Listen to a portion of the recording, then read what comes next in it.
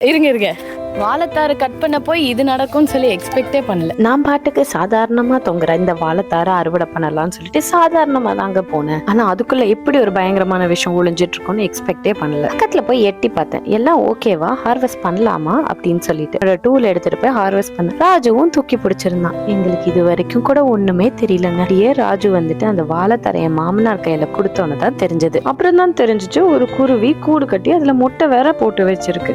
ரொம்ப பேடா ஃபீல் பண்ணோம். சரி எப்படியாவது காப்பாற்ற முடியுமா பார்க்கலாம் அப்படின்னு சொல்லிட்டு எங்க குடும்பமா சேர்ந்து வேலை பார்த்தோம். ஃபர்ஸ்ட் முட்டையெல்லாம் தனியா எடுத்து வச்சுட்டு அந்த வாழைத்தாறுல இருந்து நெஸ்ட்டை தனியா ரிமூவ் பண்ணோம். அதுக்கு சப்போர்ட் வேணும் இல்லையா, அதனால ஒரு குட்டி பிளாஸ்டிக் கண்டெய்னர், ஃபைனலா அந்த கூடு இருந்ததுக்கு பக்கத்திலேயே புது கூடையும் வச்சோம். அந்த பிளாஸ்டிக் கண்டெய்னரை ஒரு பேஸா வச்சு மேல நெஸ்ட் வச்சு முட்டையெல்லாம் அதுக்குள்ள எடுத்து வச்சாச்சு. இப்போ வெயிட்டிங் கேம். குருவி திருப்பி இந்த கூட்டுக்கு வருமா? இப்போ இந்த குருவி கொடுக்காத என்னாச்சுன்னு தெரியணும்னா சேனலுக்கு சப்ஸ்கிரைப் பண்ணுங்க.